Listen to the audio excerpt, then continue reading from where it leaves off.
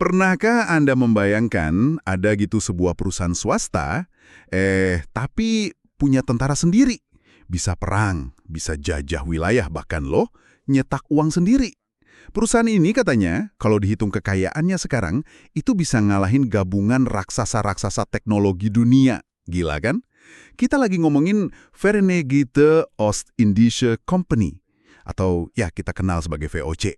Ini bukan sekedar cerita kapal sama rempah-rempah loh. Ini kisah soal ambisi, kuasa, inovasi, tapi juga brutalitas dan kejatuhan yang, wah, spektakuler. Dan ini ngebentuk sejarah kita banget, terutama di Nusantara. Iya, emang luar biasa sih kalau kita lihat konteks zaman itu ya. Akhir abad ke-16 gitu, Eropa lagi demam rempah-rempah dari Asia. Pala, cengkeh, lada, itu harganya bisa lebih mahal dari emas loh kadang-kadang. Wow, lebih mahal dari emas. Betul. Nah, awalnya kan Portugis yang pegang jalur ini. Mereka jagoannya lah. Tapi situasi politik di Eropa berubah drastis. Gimana tuh berubahnya? Belanda kan lagi perang kemerdekaan lawan Spanyol. Terus Spanyol ini malah gabung sama Portugal tahun 1580. Jadi satu kerajaan gitu. Oh, jadi wilayah Portugis otomatis musuh Belanda juga dong? Persis, itu dia kuncinya. Semua pelabuhan, semua jalur dagang Portugis tiba-tiba jadi target sah buat diserang sama kapal-kapal Belanda. Nah ini kayak pintu rezeki terbuka lebar buat para pedagang Belanda yang ambisius dan ya haus untung banget. Oke, jadi misi kita nih sekarang, kita mau coba bongkar ya, gimana caranya kumpulan pedagang ini, awalnya mungkin kecil-kecil, bisa jadi korporasi paling kuat di dunia waktu itu. Strateginya apa aja sih? Terus, kok bisa akhirnya runtuh juga? Padahal kelihatannya kuat banget. Yuk kita mulai dari akarnya deh. Awalnya kan pedagang Belanda ini kayak agak tersisih ya di jalur rempah. Betul sekali. Mereka tuh awalnya kayak anak bawang lah. Pelabuhan penting buat distribusi rempah kayak Antwerp itu jatuh ke tangan Spanyol, jadi akses mereka keputus. Portugis juga pintar, mereka alihin jalur distribusinya, jadi makin susah buat Belanda dapetin barang. Padahal permintaannya tinggi banget. Tapi justru perang itu jadi pendorong ya? Iya, justru itu. Kondisi perang bikin mereka nekat. Dan yang penting, informasi soal rute rahasia Portugis ke Hindia itu mulai bocor. Ada orang kayak Jan Huygen van Linschoten, dia pernah kerja lama sama Portugis di Goa. Terus nulis buku detail banget soal Asia. Wah, itu kayak peta harta karun ya buat mereka. Banget. Ini ngasih keberanian buat ekspedisi-ekspedisi awal yang, wah, nekat banget. Ada James Lancaster dari Inggris sih, tapi Belanda juga langsung gerak.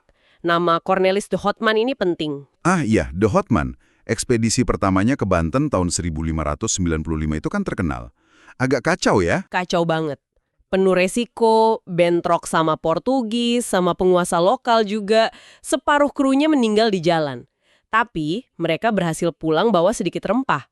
Dan yang penting, mereka buktiin kalau, bisa kok sampai ke sumbernya. Ini langsung nyulut semacam demam rempah.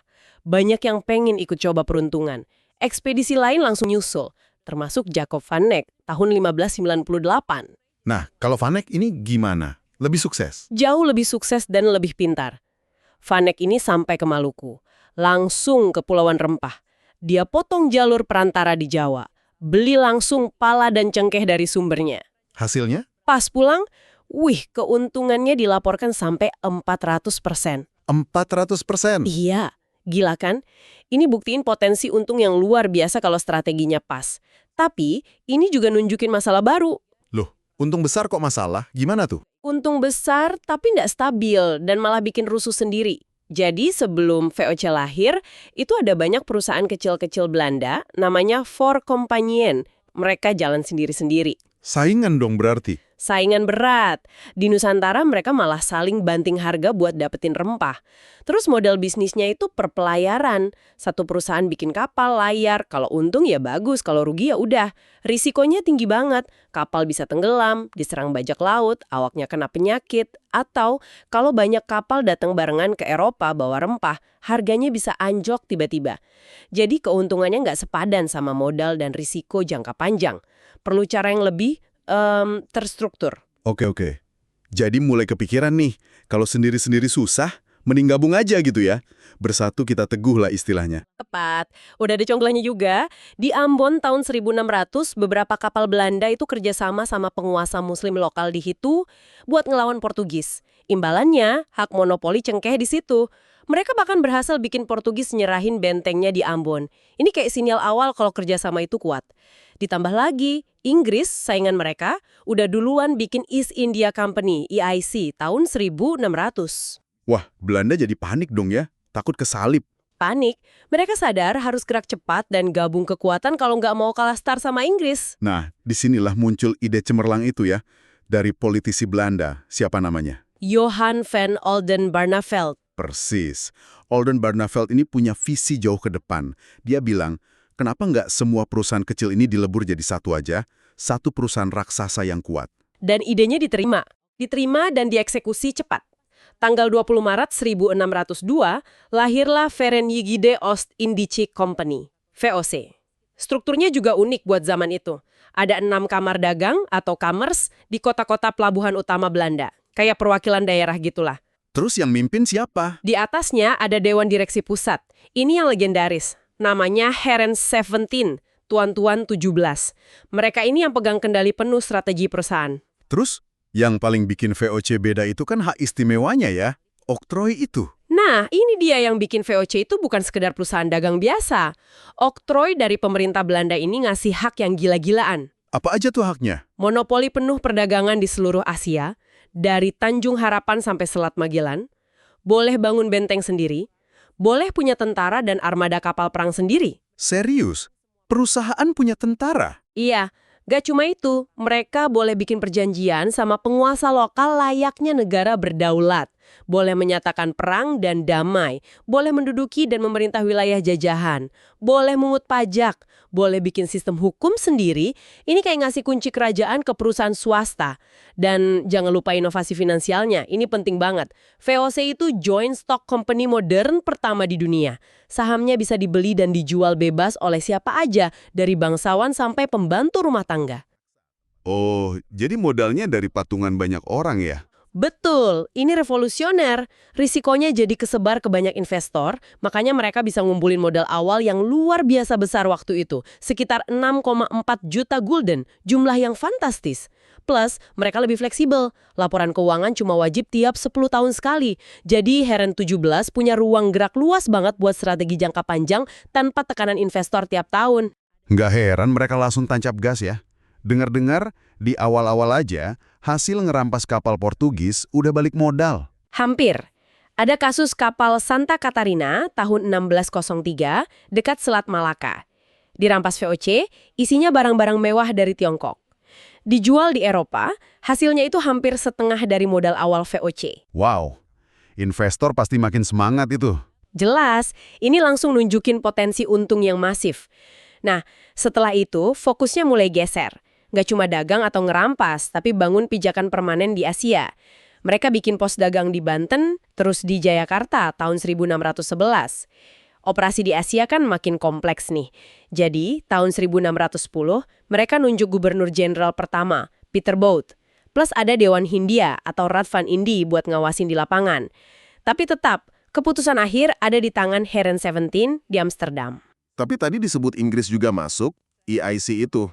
Mereka pasti nggak diem aja kan, lihat VOC makin kuat? Gak diam sama sekali. EIC juga agresif buka pos dagang di banyak tempat. Sukadana, Makassar, Jepara, bahkan di Jayakarta juga. Persaingan langsung memanas banget. Saling sikut, kadang sampai konflik fisik kecil-kecilan. Situasi panas gini, terus muncul tokoh kuat dari VOC ya, Jan Pieterszoon Koen. Nah, ini dia. Koen jadi gubernur jenderal keempat tahun 1619, figur yang sangat kontroversial. Visioner buat VOC, tapi juga kejam dan nggak kenal kompromi. Visinya jelas banget, VOC itu harus jadi penguasa politik dan militer di Asia, bukan cuma pedagang numpang lewat. Dan dia langsung buktiin omongannya ya, dengan kekerasan. Penyerangan Jayakarta itu gimana ceritanya? Iya. Koen nggak suka posisi VOC di Jayakarta yang numpang sama Kesultanan Banten dan ada Inggris juga di sana. Jadi, tanggal 30 Mei 1919, dia serang habis-habisan Jayakarta, dibakar rata tanah. Penguasa Banten diusir? Terus? Di atas puing-puing Jayakarta itulah dia bangun markas besar VOC yang baru. Dikasih nama Batavia. Ini jadi pusat kekuasaan VOC di Asia selama berabad-abad. Langkah brutal lainnya yang lebih terkenal mungkin, penaklukan Kepulauan Banda. Itu kan satu-satunya sumber pala di dunia waktu itu. Cowen nggak mau ada saingan sama sekali. Jadi diapain penduduknya? Dibantai, diperbudak, dibuang, atau dibiarkan mati kelaparan. Populasi asli Banda hampir musnah. Tujuannya, monopoli total pala. Terus dia bikin sistem perkebunan pala yang dikelola orang Belanda atau budak. Cowen sempat berharap petani Belanda mau pindah ke Banda, tapi ternyata sedikit yang minat. Kekejaman kayak gitu pasti bikin hubungan sama Inggris makin parah dong. Puncaknya itu insiden Amboina tahun 1623. Di Ambon, VOC nuduh 10 pegawai EIC Inggris dan beberapa tentara Jepang berkonspirasi mau ngerebut benteng. Mereka disiksa secara brutal terus dieksekusi. Wah, ini pasti bikin heboh di Eropa. Heboh besar, kemarahan meledak di Inggris. Jadi krisis diplomatik serius antara Inggris dan Belanda. Akibatnya Inggris pelan-pelan mulai tarik diri dari persaingan sengit di Kepulauan Nusantara ini. Mereka geser fokusnya ke India. Dan ini, ya secara nggak langsung, makin memuluskan jalan VOC buat dominasi total di Kepulauan Rempah. Oke, jadi selain kekerasan dan monopoli, strategi dagang apa sih yang bikin VOC ini bisa untung gede banget di awal? Katanya Cowen punya perang lagi di sini. Betul. Cowen ini otaknya cerdas soal dagang, meskipun kejam. Dia sadar masalah utama pedagang Eropa. Barang Eropa itu nggak terlalu laku di Asia, kecuali emas dan perak. Jadi mereka harus bawa banyak logam mulia dari Eropa buat beli rempah. Ini kan boros. Terus Cowen gimana? Corneli Chon bikin sistem perdagangan intra-Asia. Idenya gini, VOC pakai perak yang didapat dari perdagangan di Jepang.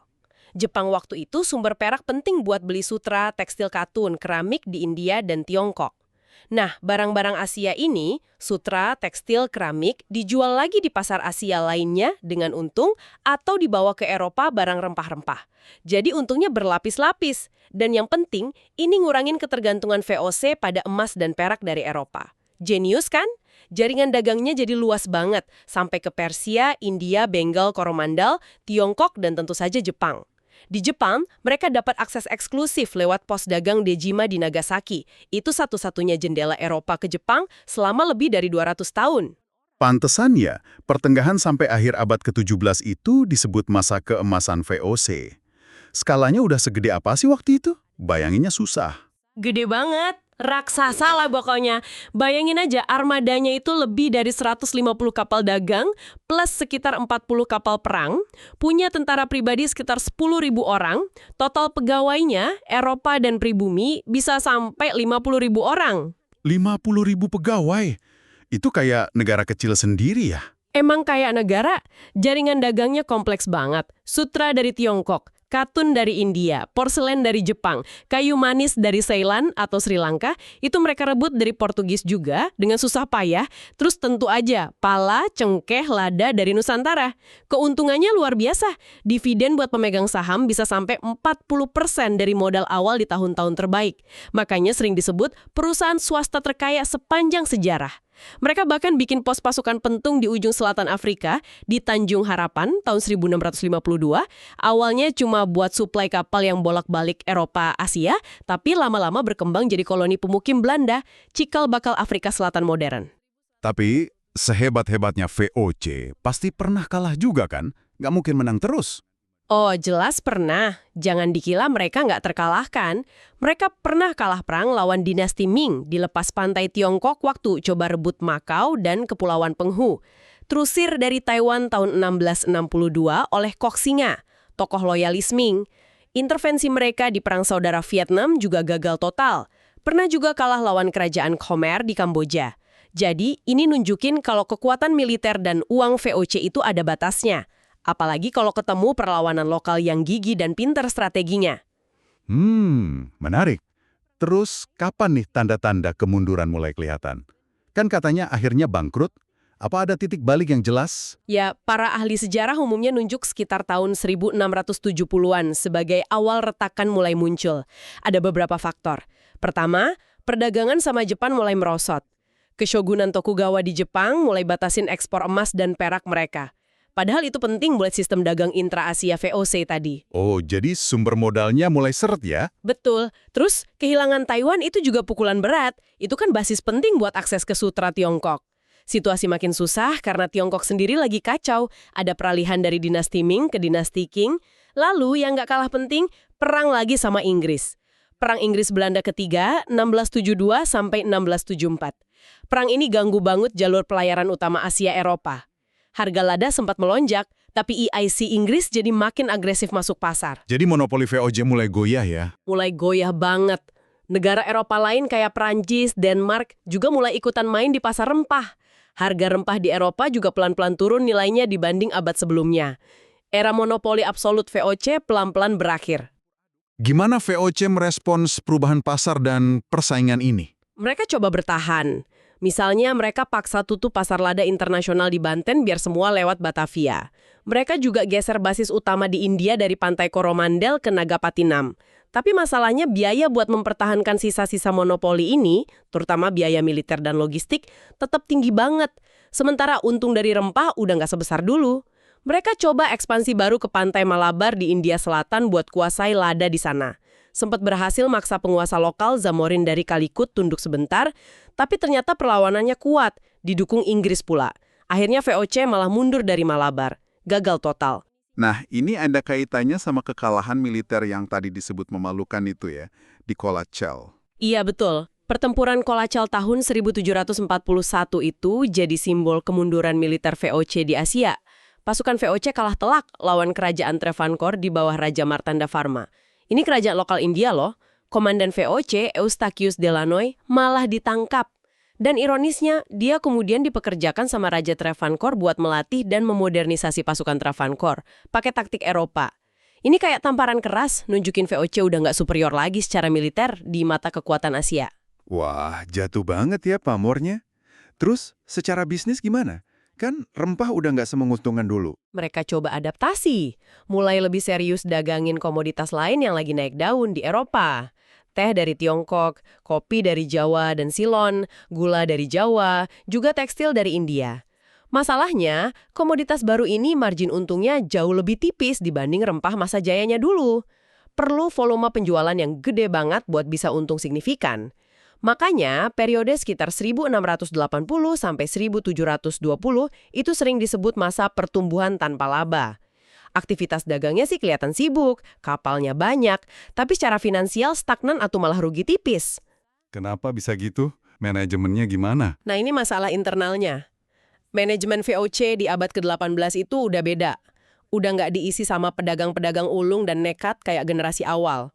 Sekarang lebih banyak diisi sama birokrat, bangsawan, atau orang-orang yang mungkin jabatannya karena koneksi.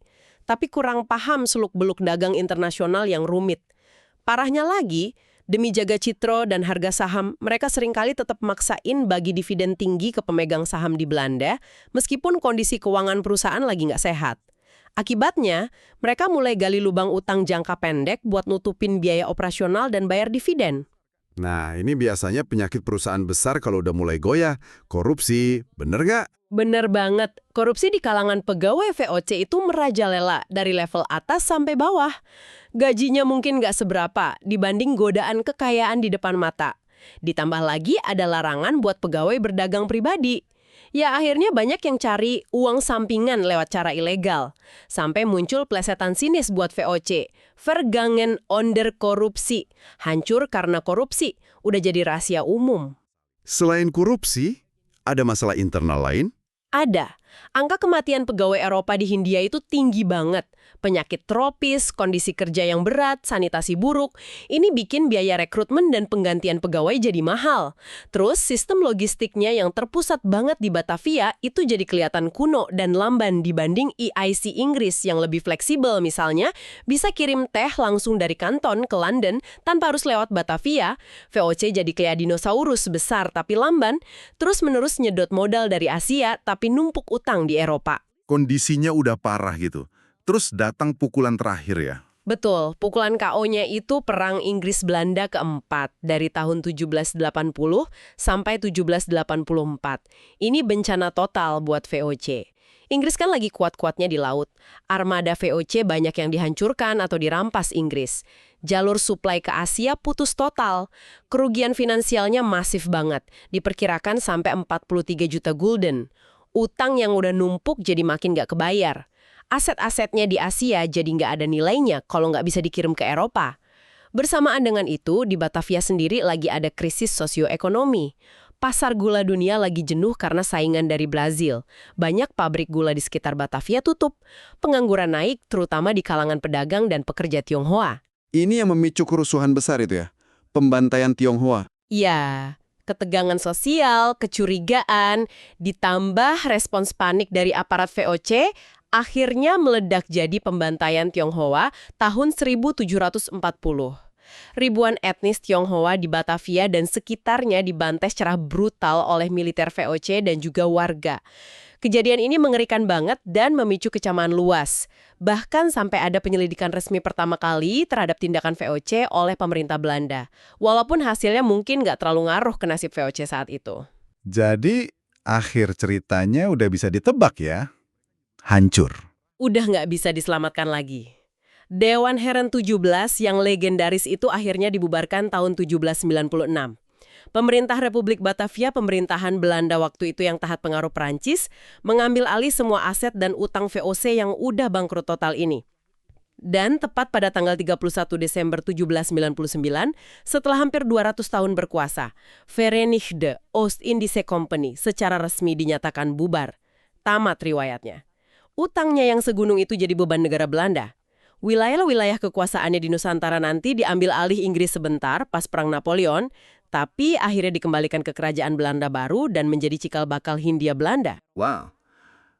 Sebuah perjalanan yang luar biasa dramatis ya. Dari ambisi segelintir pedagang, jadi korporasi terkaya dan terkuat di dunia. Punya kuasa kayak negara, terus akhirnya hancur lebur juga. Ternyata kombinasinya kompleks ya, ada masalah internal, kayak korupsi, salah urus, utang, tapi juga tekanan eksternal kayak perang dan persaingan. Betul sekali. Warisannya juga sangat kompleks dan ya seringkali kontroversial. Di satu sisi, ada pertukaran budaya, teknologi, pemetaan wilayah yang mungkin nggak terjadi secepat itu tanpa mereka. Komunitas Indo-Eropa juga lahir dari era ini. Tapi di sisi lain ada warisan kelam berupa penindasan, monopoli yang kejam, eksploitasi sumber daya alam dan manusia, perampasan tanah, kekerasan yang meninggalkan luka sejarah panjang di banyak tempat, termasuk tentu saja di Nusantara. Ini jadi ninggalin satu pertanyaan besar ya. Buat kita semua, buat Anda renungkan juga. Gimana bisa sih entitas sekuat VOC itu dengan kekayaan yang katanya nggak tertandingi? Militer sendiri, kekuasaan politik yang luas. Kok bisa lenyap begitu saja? Bangkrut, dilikuidasi, tinggal jadi cerita sejarah. Mungkin ini jadi pengingat ababi ya, bahwa nggak ada kekuasaan, sekaya atau sekuat apapun itu, yang absolut atau bisa bertahan selamanya. Terutama kalau fondasinya udah keropos dari dalam, karena keserakahan, kebobrokan, dan ketidakmampuan beradaptasi. Pelajaran apa ya kira-kira yang bisa kita ambil dari kisah jatuh bangunnya VOC ini? Untuk melihat dinamika kekuasaan korporasi global dan negara di zaman kita sekarang? Nah, itu pertanyaan yang menarik untuk direnungkan bersama.